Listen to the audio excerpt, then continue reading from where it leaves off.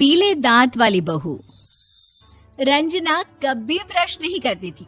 उसे कितनी बार उसके माँ बाप ने डांटा, लेकिन उसका कोई असर उस पर होता ही नहीं था, जिस कारण से उसके दांत पीले पीले हो जाते हैं। शादी के बाद अरे बहू, वैसे तो तुझ में कोई कमी नहीं है, पर तेरे दांत इतने पीले कैसे हैं बेटा? कैसे मतलब? कोई सर्जरी थोड़ी ना कराइए। वो तो क्या नाम, मैं ब्रश नहीं करती थी तो पीले हो गए। अब क्या करूं? आप कहें तो लाल करवा लूं या फिर काले? यार ये क्या है, क्यों माँ से लड़ रही हो? लड़ रही हूँ? अरे मैं लड़ रही हूँ या ये बोल रही है कि दांत पीले हैं, पीले। अरे तपस्या थोड़ी ना की है इन्हें पीले करने के लिए। बकायदा ब्रश नहीं किया है 20 साल तक, तब जाकर। छी, कैसी बात कर रही हो? ये उस वक्त तो पीले नहीं थे जब हम लोग तुम्हें देखने आए थे। अरे तब साफ करवा लिया होगा डेंटिस्ट के पास जाकर। अब देखो कैसे पीले पीले लग रहे हैं। रंजना सास की तरफ गुस्से से देखती है। फिर शुरू हो गई पीले पीले पीले। अरे पीले तो तब भी थे जब मेरे हाथ का रसगुल्ला उड़ा उड़ा कर खा रही थी और बोल रही थी, लड़की नहीं गुणों का खजाना दे रहे भाई साहब आप। खैर, अब वो लोग करते भी तो क्या करते, पीले दांत वाली बहू पल्ले पड़ी थी तो झेलना तो था ही।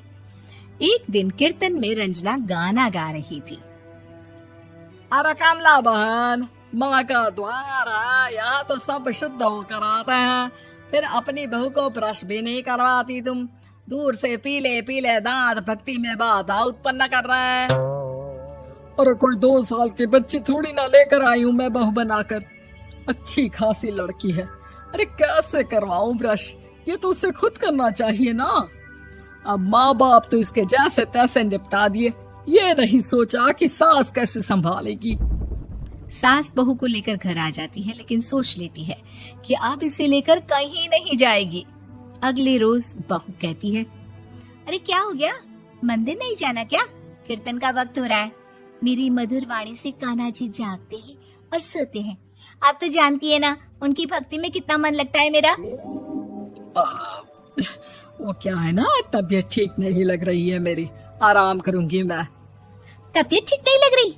अभी तो मिथुन के गाने पर नाच रही थी आप, और अब बोल रही है कि तबीयत ठीक नहीं लग रही। अरे भक्ति में मन लगा लो सासू माँ, ऊपर जाना है, क्या मुंह दिखाओगी आप? हाँ? सास को बहू की बात पर गुस्सा आ जाता है। मैं क्या मुंह दिखाऊंगी, इसकी चिंता तो ना कर, समझी? अपने मुंह की चिंता कर, जो ये पीले पीले दांत लेकर हर जगह पहुंच जाती है। पता है लोग कितना मजाक बनाते हैं। ना जी ना, मैं नहीं जाना कहीं तेरे साथ। तो ये बात है, कोई ना, मत जाओ, मैं अपने कमरे में ही बैठकर भक्ति कर लूंगी। ऊपर वाला दांत थोड़ी ना देखता है, मन देखता है, भावना देखता है। और अरे बस बस, तू सब कुछ दिखा, बस ये सफेद चमकदार दांत ना दिखाना किसी को, है? जा यहाँ से। बहू को सास की बात का कोई फर्क नहीं पड़ता, वो तो जैसी थी वैसी ही रह जाती है। सुबह नहाकर किचन में खाना बनाना, फिर खाना खाना, कीर्तन भजन करना और सो जाना।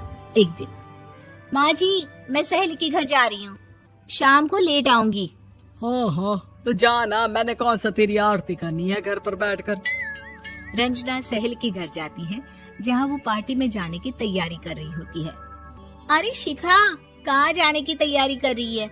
मैं गलत वक्त पर आ गई क्या? अरे नहीं यार, उल्टा सही वक्त पर आ गया। मैंने ये साड़ी और ज्वेलरी निकाली है यार, शाम को इनके ऑफिस की एक पार्टी में जाना है। बताना कैसा लग रहा है ये सब?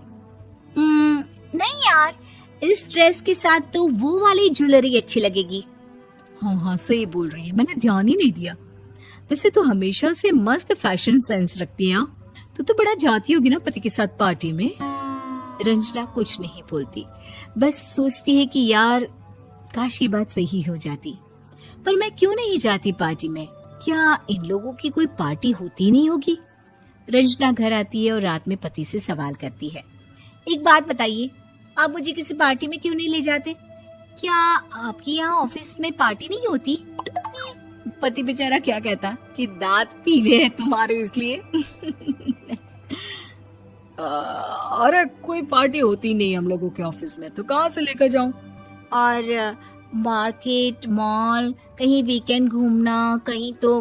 अरे यार, सारे हफ्ते में एक छुट्टी मिलती है, तो सोचता हूँ कि आराम ही कर लूं। क्यों? रंजना मन मार के रह जाती है। पहले कभी सास के साथ मंदिर जाया करती थी, लेकिन वो भी सास ने ले जाना बंद कर दिया। घर बैठी बैठी रंजना बोर हो जाती है। तभी उसे आइडिया आता है और वो मायके जाने का सोचती है। सासू माँ, 2 दिनों के लिए मम्मी के घर जा रही हूँ। अच्छा अच्छा, ठीक है, आराम से जा। और हाँ, माँ से कुछ अच्छी आदत सीख कर आना कि कैसे शरीर के हर भाग की तरह दांतों की सफाई भी जरूरी होती है, समझी? शुरू हो गई ना आप। वो लोग आपकी तरह नहीं है कि छोटी छोटी बात का बतंगड़ बना दे। उन लोगों के लिए मैं मायने रखती हूँ, ना कि मेरे पीले पीले दांत। रंजना माँ को बिना बताए उन लोगों को सरप्राइज देती है, लेकिन जैसे ही वो दरवाजे पर पहुंचती है, अंदर देखती है कि घर वाले कहीं जा रहे होते हैं। अब माँ, काश रंजना दीदी के दांतों वाली प्रॉब्लम नहीं होती, तो वो भी हम लोगों के साथ चलती ना बुआ जी की बेटी की शादी में। हाँ बेटा, लेकिन अब उसे कौन समझाए कि उसको उसके पीले दांत नहीं दिखते, लेकिन उसके आसपास के लोगों को कितना एम्बैरेसिंग फील कराते हैं। मुझे तो कितनी बार उसके स्कूल की टीचर ने शिकायत की कि उसके साथ कोई लड़की बैठना भी नहीं चाहती, और ना ही कॉलेज में कोई उससे बात करना चाहता था। लेकिन पता नहीं क्यों उसे ये बात समझ में ही नहीं आती। कोई कमी नहीं है उस लड़की में, बस यही कि दांत पीले हैं। वो तो भला हो जीजा जी और उनकी माँ का, जो दीदी को जैसी है वैसे ही रखा हुआ है। रंजना को अपने घर वालों की बात सुनकर बहुत दुख होता है।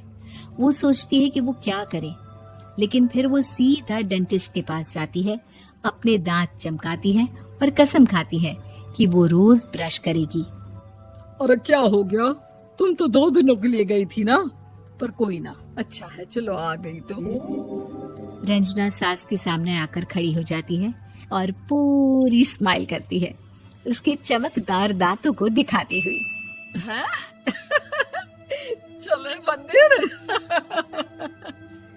माँ, मुझे माफ कर दीजिए, मैंने आप लोगों को बहुत एम्बैरेसिंग फील करवाया।